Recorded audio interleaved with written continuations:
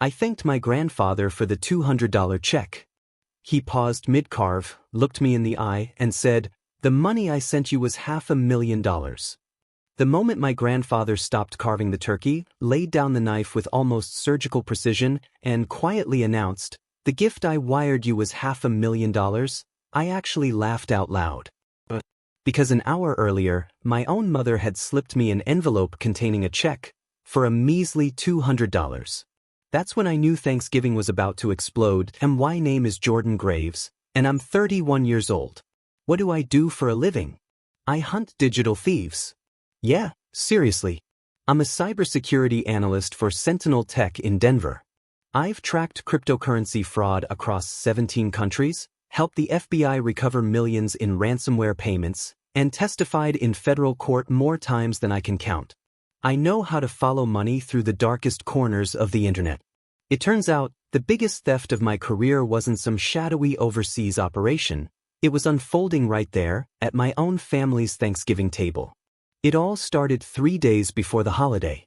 I was in my apartment, 3 monitors glowing with lines of code, laser-focused on a phishing operation out of Estonia.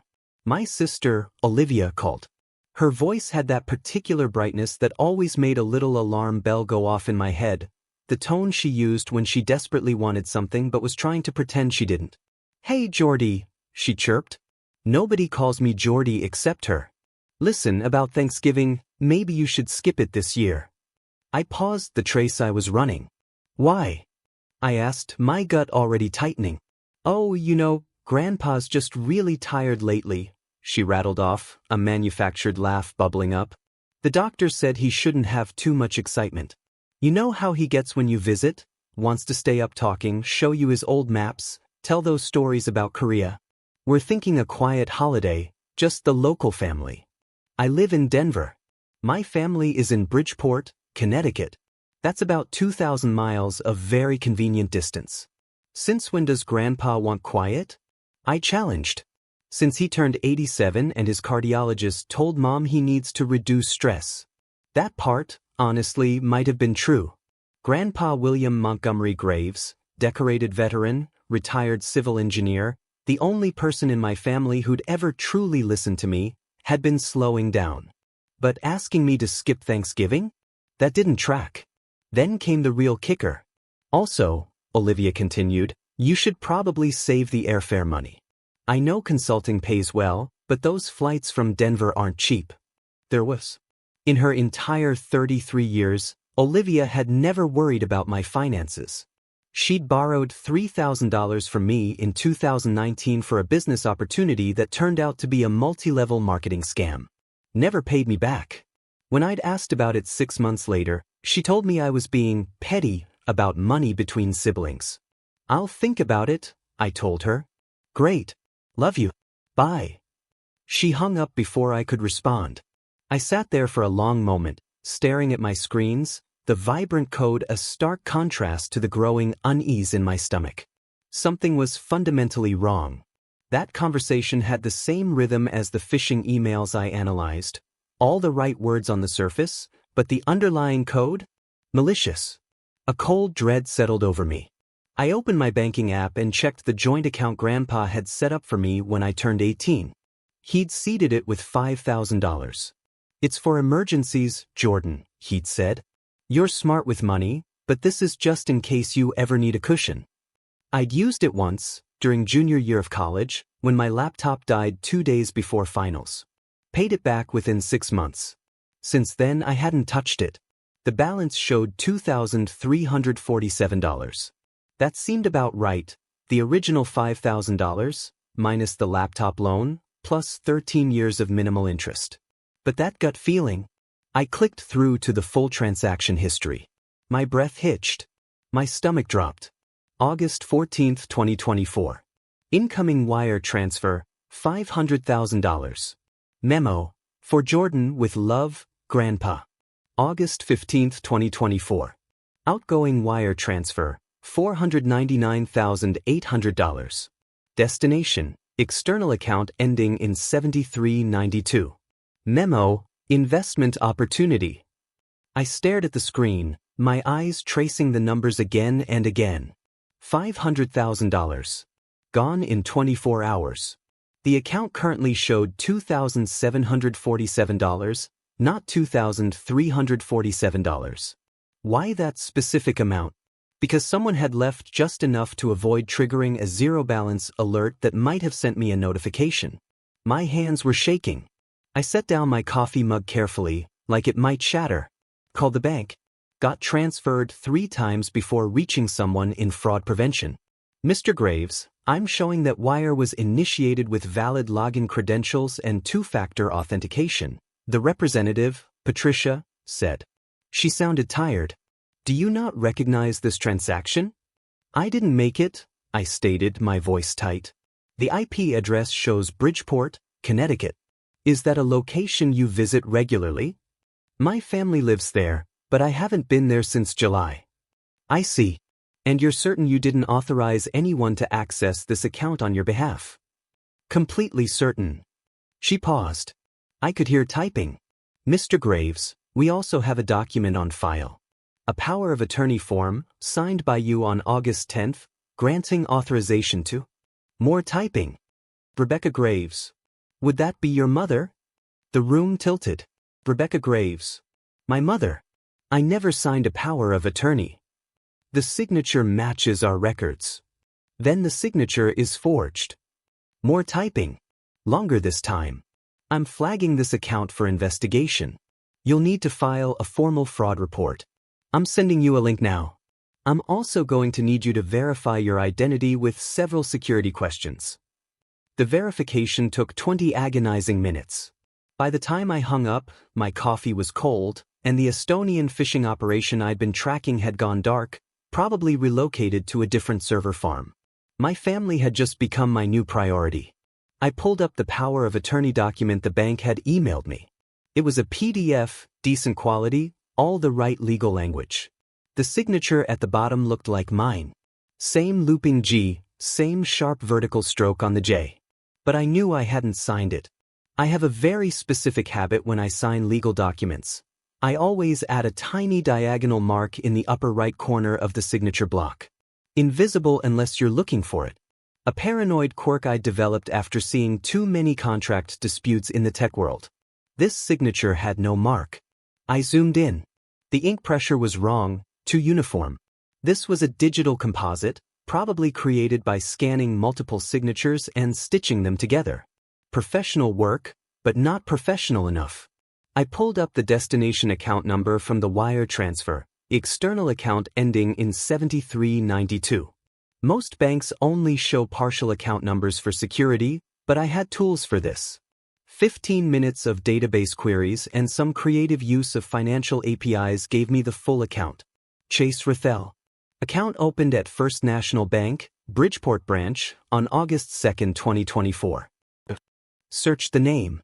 LinkedIn profile, investment consultant, 35 years old, Columbia MBA, founder of Rothwell Capital Management. A professional headshot showed a man with perfect teeth and a suit that cost more than most people's monthly rent. And there, in his recent activity, excited to announce my engagement to the incredible Olivia Graves. Here's to new beginnings. The post was dated August 20th, 6 days after my money disappeared. I clicked through to Olivia's Instagram. It was public. She'd never understood privacy settings. The feed was a timeline of destruction disguised as lifestyle content. August 16th, a photo of crystal clear water, white sand, palm trees. Much needed reset in the Maldives. So blessed by our paradise. August 18th, sunset over an infinity pool. Grateful for this moment. August 20th, a close-up of her left hand. A massive diamond catching the light. He asked, I said, yes. Engaged. Happily ever after. I zoomed in on the ring. Emerald cut. Had to be at least 3 carats. Platinum band. Conservative estimate, $30,000. My $30,000. I took screenshots of everything. Built a folder. Started mapping the money trail with the same methodical precision I used for corporate investigations. August 14th. Grandpa wires $500,000 into my joint account. August 15th. Money transferred to Chase Rothwell's account. August 16th. Olivia posts from the Maldives. Flight records. I have access to certain databases through work, strictly for legitimate security purposes, showed 2 first-class tickets from JFK to Malé, Maldives. Purchased August 14th. Travelers. Olivia Graves and Chase Rothwell. Cost, $18,400. August 20th. Engagement announcement. Ring purchased from Cartier Manhattan. Credit card records are surprisingly easy to find if you know where to look and have the right credentials. This was arguably a gray area of legality, but frankly, I didn't care. The pattern was clear. Olivia had somehow convinced Grandpa to wire me money, probably telling him I needed it for something, knowing he'd never refuse.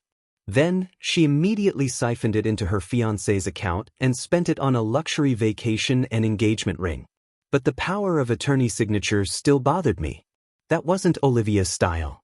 She was impulsive, reckless with money, but she wasn't sophisticated enough to forge legal documents. I pulled up the document again, studied the signature more carefully. The digital composite was good, but there was something else. Tiny inconsistencies in the pen pressure, microscopic variations in ink density that suggested this had been practiced. Someone had traced my signature multiple times before creating the final version. I compared it to Mom's handwriting. She'd sent me a birthday card last year. I'd kept it because she'd actually remembered, which was rare enough to be notable. The capital letters matched. The way the downstroke on the G curved slightly inward. The specific angle of the cross on the T. My mother had forged my signature. I sat back in my chair. Outside my window, Denver sprawled in the November afternoon light. Traffic moving on A-25. People going about their lives, with no idea that mine had just imploded. My phone buzzed. Text from Olivia. So, you're definitely not coming Thursday, right? Just want to make sure so Mom doesn't overbuy food. I stared at the message for a full minute. Then I typed, actually I changed my mind. I'll be there. Her response came fast. Really? Are you sure? I thought you said work was crazy right now.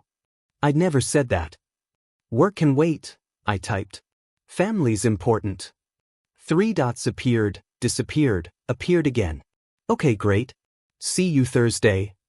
I booked a flight, packed my laptop, a portable projector I used for work presentations, and every single piece of evidence I'd gathered, bank statements, wire transfer records, the forged power of attorney, screenshots of Olivia's Instagram, credit card receipts, flight records. 47 pages total. I put them in a leather portfolio that Grandpa had given me when I graduated college. The irony wasn't lost on me. On Wednesday, I landed at JFK and rented a car, driving to Bridgeport in the kind of cold rain that makes November in Connecticut feel like the world is ending. I checked into a Hampton Inn 15 minutes from my parents' house and spent the evening building a presentation. Title slide, Family Investment Opportunity, a Case Study in Wire Fraud. Subtitle, How $500,000 Became $200. I practiced the timing, 12 minutes for the full reveal, with strategic pauses for maximum impact. I'd given presentations to boardrooms, testified in court, explained complex cybercrimes to juries. This should have been easier. It wasn't. These were people I'd grown up with. My sister who'd taught me to ride a bike. My mother who'd driven me to robotics club every Saturday for 3 years. My father, who'd never been particularly involved, but still family. But they'd stolen from me. Not just the money. They'd stolen my grandfather's gift, his trust, his desire to help me. And they'd done it so casually, so easily. Midway subscribe line. By the way, if you're still with me on this unbelievable ride, make sure to hit that subscribe button. You won't want to miss the next chapter of this story, or the other wild tales I have coming. Main story continued. Thursday morning, I drove to my parents' house. Dinner was at 4 p.m. Mom had texted the schedule. Appetizers at 4, turkey at 5, dessert by 6:30. Very organized. Very controlled. I parked on the street, carried my laptop bag up the front walk. The house looked exactly like it always had, cream-colored colonial, black shutters, the maple tree in the front yard that I'd climbed as a kid. Normal. Innocent. Mom opened the door before I could knock. Jordan, you made it. She pulled me into a hug that felt practiced. I'm so glad you decided to come after all. Wouldn't miss it, I said. She was wearing her nice sweater, the cashmere one with the pearl buttons. Her hair was professionally done. There was something brittle in her smile. Olivia's in the kitchen. Chase is here to... I know you haven't met him yet. He's wonderful. You'll love him. I followed her inside. The house smelled like turkey and stuffing and pie. Grandpa was in his usual chair by the fireplace, reading the newspaper, reading glasses perched on his nose. He looked up when I walked in. Jordan. His whole face brightened. There's my boy. I crossed the room, hugged him carefully. He felt frielier than last time, bones more prominent under his cardigan, but his grip was still strong. How's Denver treating you? He asked. Good. Really good. Working on some interesting cases. Still catching the bad guys. Always, he smiled. That's my grandson. Justice before everything. The words hit harder than they should have. Olivia appeared from the kitchen, Chase trailing behind her like an expensive accessory. She'd lost weight since I'd last seen her, the kind of weight loss that comes from stress and green juices and not eating. The engagement ring caught the light, throwing tiny rainbows across the wall. Jordy. She hugged me too, and I felt her stiffen slightly when I didn't pull away fast enough. This is Chase. Chase, my little brother Jordan. Chase extended a hand. Great to finally meet you. Olivia talks about you all the time. His handshake was firm, practiced, an investment consultant handshake. Everything about him was practiced. The smile, the eye contact, the way he stood with his shoulders back and chest open. Alpha posture. Confidence that came from never being told no. Congratulations on the engagement, I said. Thanks, man. She's 1 in a million. He pulled Olivia close, kissed the top of her head. She glowed. Actually glowed. Either she was a better actress than I'd given her credit for, or she'd compartmentalized the theft so completely that she'd convinced herself it hadn't happened. Dad was in the den, watching football with the volume on mute. He looked up when I walked in, nodded. Jordan, good to see you. You too, Dad. We didn't have much else to say to each other. We never had. Mom announced appetizers. We gathered in the dining room. The table was set with the good china, candles lit, everything picture perfect. Grandpa sat at the head of the table, Mom and Dad on either side, Olivia and Chase across from me. The conversation was aggressively normal. Chase talked about a recent golf trip to Scotland. Olivia described her new position at a marketing firm. Mom discussed her book club's current selection.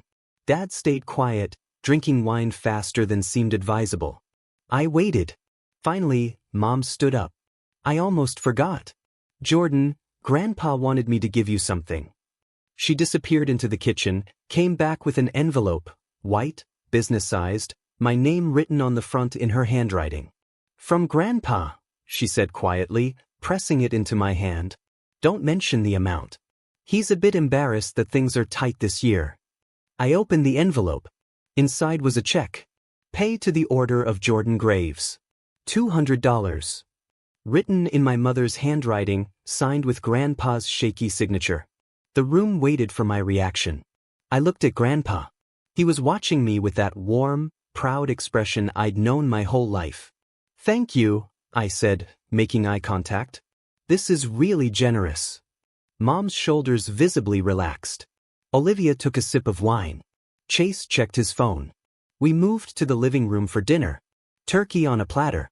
Sides in serving dishes. Everything orchestrated like a Norman Rockwell painting. Grandpa carved while Mom directed traffic, making sure everyone had the right portions. Olivia launched into a story about her Fiji wellness retreat from last month. The sunrise meditation sessions were absolutely transformative. I feel like I'm finally learning to be present, to really appreciate the moment. Chase nodded along. She came back a completely different person. More centered. More herself. I wondered if he knew the retreat had cost $14,000 of my money. Probably. He seemed like the kind of guy who checked receipts. Mom caught my eye. Jordan, you should try something like that. All that computer work. You need to learn to enjoy life.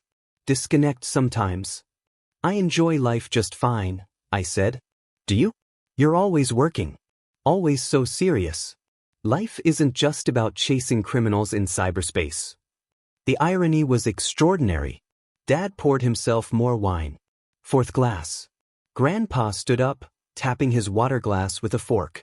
I'd like to make a toast. The table quieted. I'm an old man, he began. I've lived 87 years, fought in a war, built bridges that are still standing, raised a family. But one of my greatest joys has been watching my grandchildren grow into the people they're meant to be. He looked at Olivia, then at me. Olivia, you've always known what you wanted and gone after it. That determination will serve you well in marriage and in life. She smiled, tears forming in her eyes. And Jordan? His voice grew thicker with emotion. You've always been my quiet one, thoughtful, principled. You don't take shortcuts.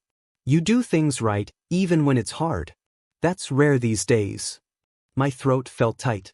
Which is why, he continued, I wanted to help you take the next step.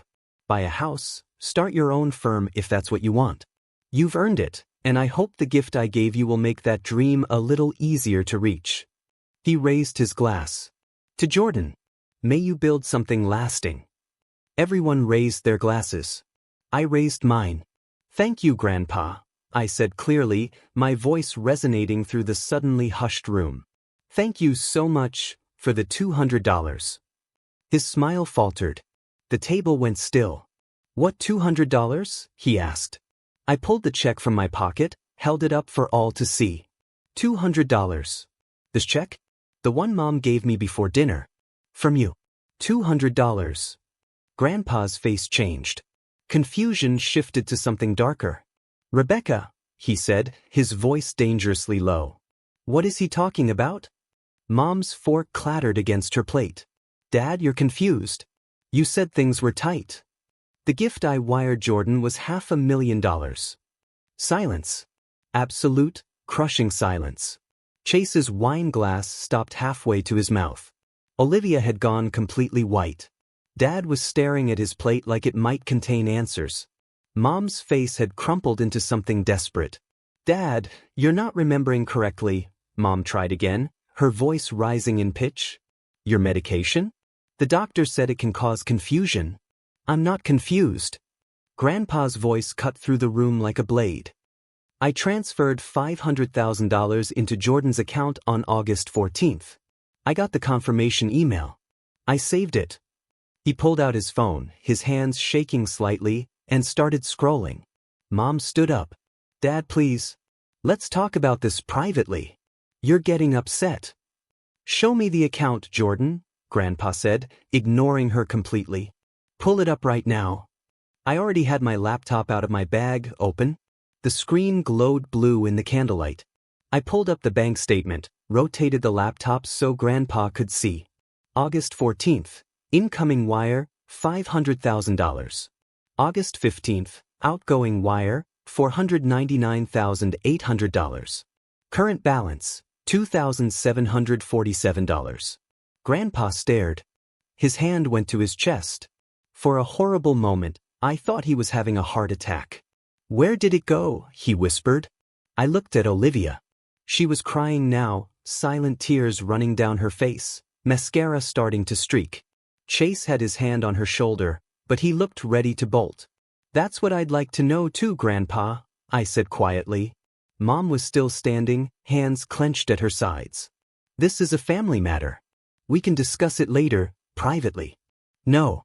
I opened the folder on my desktop. We're discussing it right now. I pulled out the portable projector, set it on the table, pushing aside the mashed potatoes and stuffing to make room. Plugged it into my laptop. The white wall behind Grandpa lit up with my first slide, Family Investment Opportunity, a case study in wire fraud. Dad's wine glass slipped from his hand. Red wine spread across the white tablecloth like blood.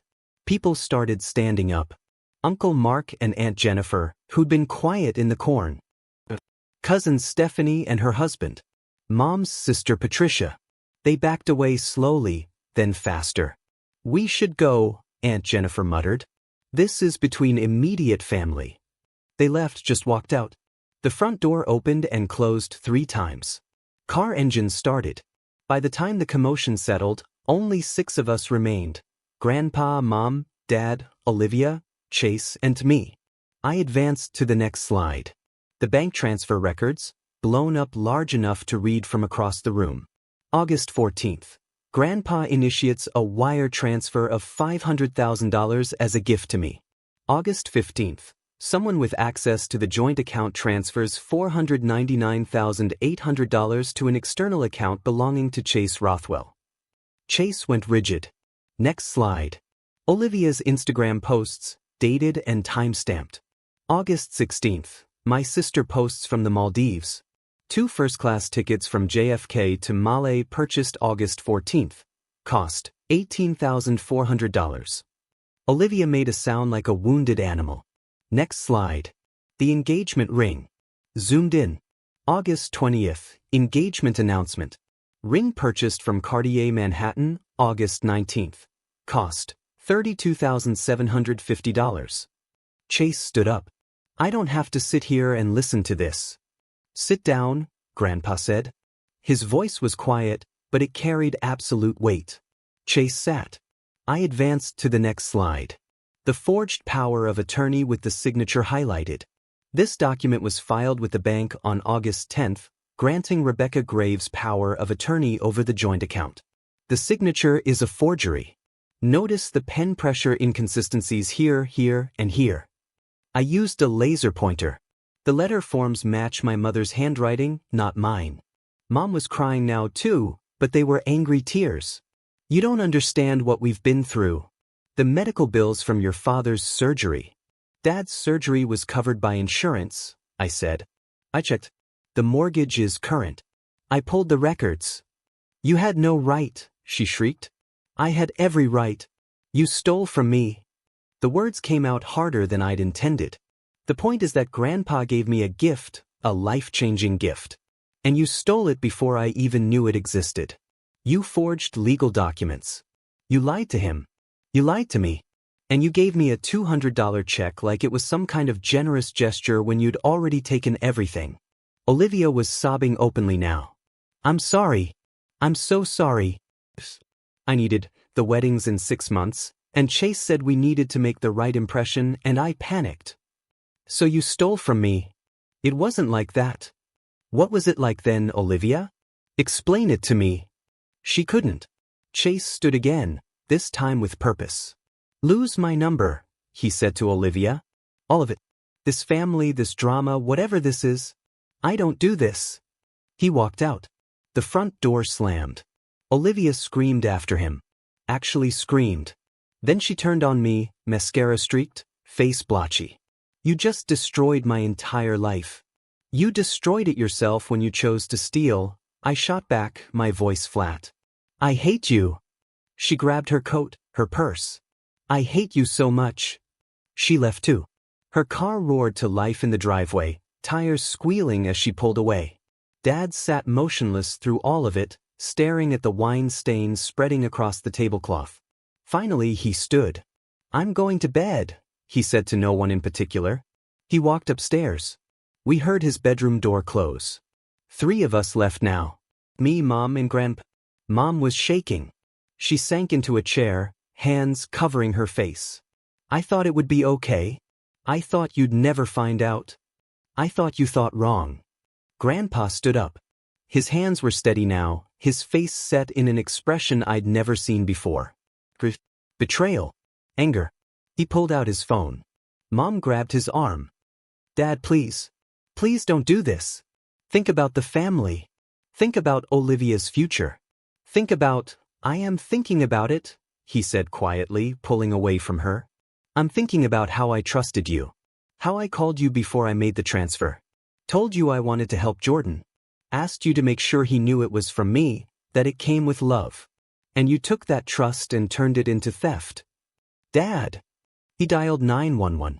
Mom collapsed to her knees, actually collapsed, hands clasped like prayer.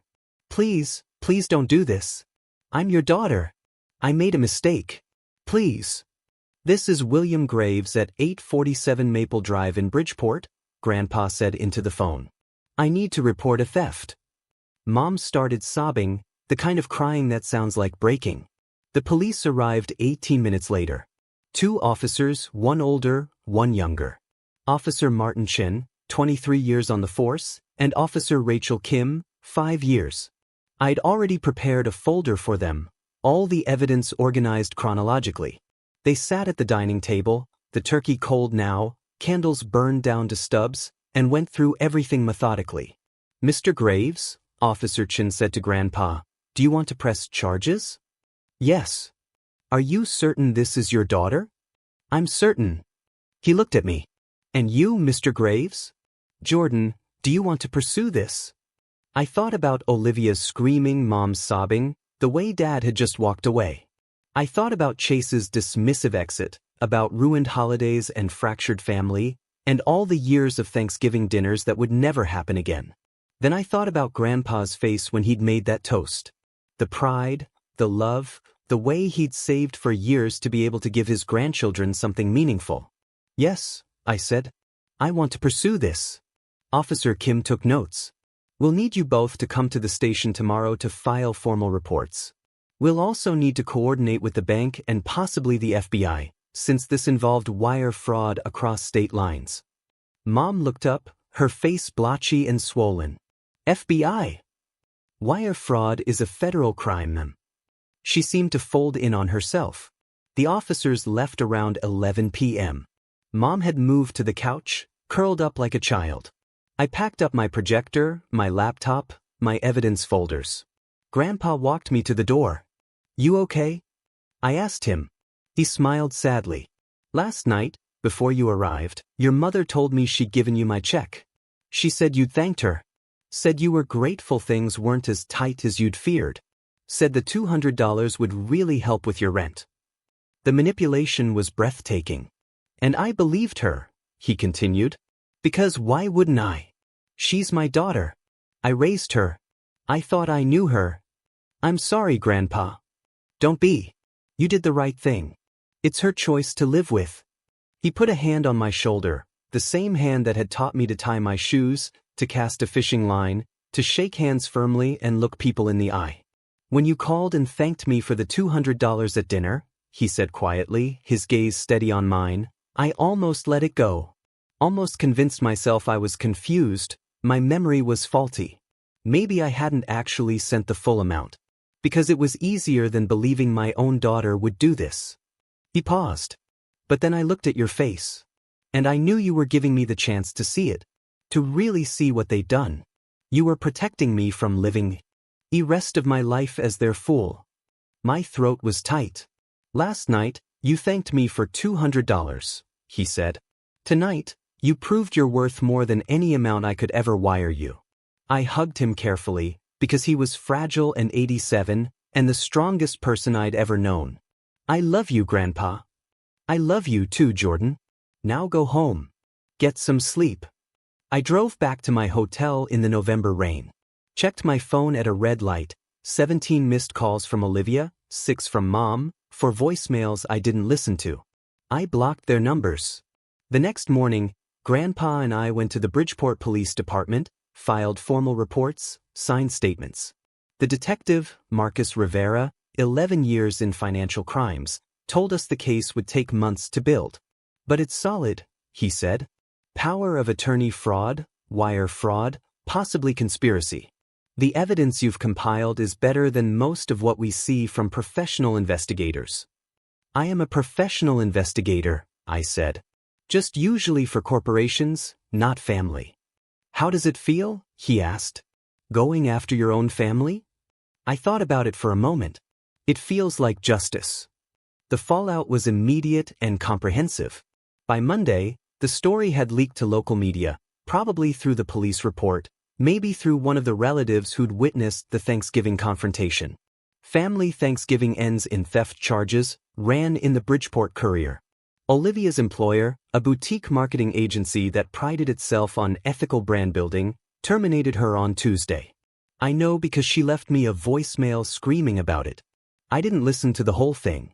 My parents' church community, St. Matthew's Episcopal, where they'd been members for 32 years, asked them to step down from their volunteer positions on the fundraising committee. Too much negative attention was the official reason. Chase Rethel changed his LinkedIn status to single and deleted all photos of Olivia. His company website removed his bio for a week, then reinstated it with no mention of his personal life.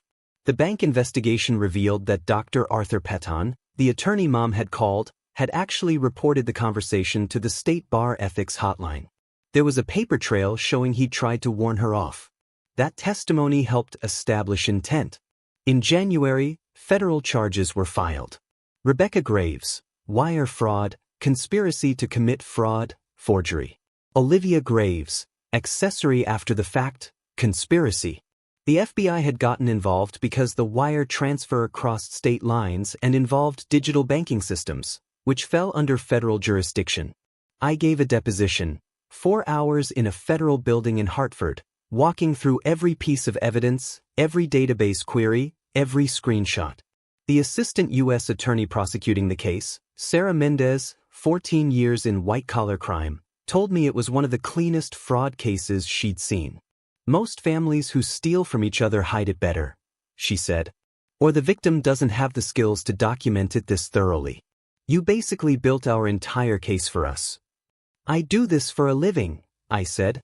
Just usually not against my own family. She smiled sadly. How does that feel? Same question as the detective. Same answer. Like justice. The trial was set for August. Mom's attorney tried to negotiate a plea deal. I refused to participate in any agreement that didn't include prison time. Grandpa backed me. In the end, Mom pleaded guilty to reduced charges.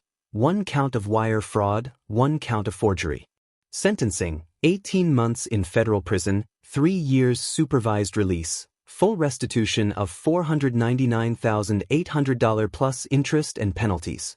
Olivia pleaded to conspiracy and got 12 months, 2 years supervised release, and was ordered to return the engagement ring. It had been sold by Chase the week after Thanksgiving. She had to buy it back at auction for $28,000 she didn't have. She borrowed the money from an aunt. The ring was then sold at the court's direction, with proceeds going toward restitution. Chase Rethel was never charged. Prosecutors couldn't prove he knew the money was stolen, though everyone involved assumed he did. He moved to Boston 6 months later. Dad filed for divorce in February, citing irreconcilable differences and the criminal actions of his spouse. The proceedings were quick and ugly. He got the house. Mom got nothing.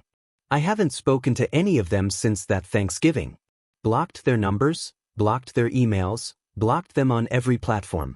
My dad tried to reach out twice through intermediaries, once through Grandpa, once through my cousin Stephanie. Both times I declined. I didn't want reconciliation. I didn't want apologies. I wanted them to understand that actions have consequences.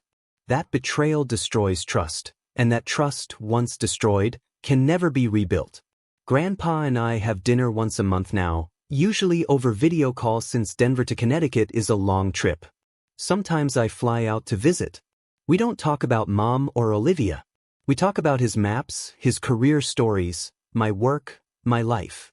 In March, he set up a new account, transferred another $500,000. This time, it came with a letter. Jordan, this is the gift I always intended to give you. Use it to buy a house, start a company, build something that matters. I know you'll do it right. Your mother asked me to do something wrong, and I was foolish enough to trust her. You showed me the truth even when it hurt. That's the mark of real integrity. Love, Grandpa. I bought a house. A 3-bedroom Craftsman in a good Denver neighborhood, walking distance to a park. I have a home office now, a proper workspace for my investigations. Sometimes I think about starting my own firm, but Sentinel Tech treats me well, and I like the work. The 2nd bedroom is for Grandpa for when he visits. The 3rd is empty. Maybe one day it won't be. Last week, I got a letter from Olivia, handwritten, 8 pages, arriving in a plain envelope with no return address. It started, Jordan, I know you'll probably throw this away without reading it, but I have to try. What I did was unforgivable. I was selfish and desperate, and I didn't think about what I was stealing from you beyond just money. I read the whole thing. Then I fed it through my shredder, watching her words turn to confetti. Some people think forgiveness is noble. Maybe it is. But I'm not interested in being noble. I'm interested in being whole. And wholeness for me meant cutting out the people who tried to carve me up and sell off the pieces. They stole my money. They tried to steal Grandpa's gift. They almost succeeded. But I walked away with something they could never take. This Thanksgiving, I'm not just grateful for my turkey, I'm grateful for clarity and for standing my ground. It was messy, painful, and it ripped my family apart. But I wouldn't change a thing. So, tell me, if you were in my shoes, faced with that kind of betrayal from your own flesh and blood, what would you have done? Let me know in the comments below. I truly want to hear your thoughts.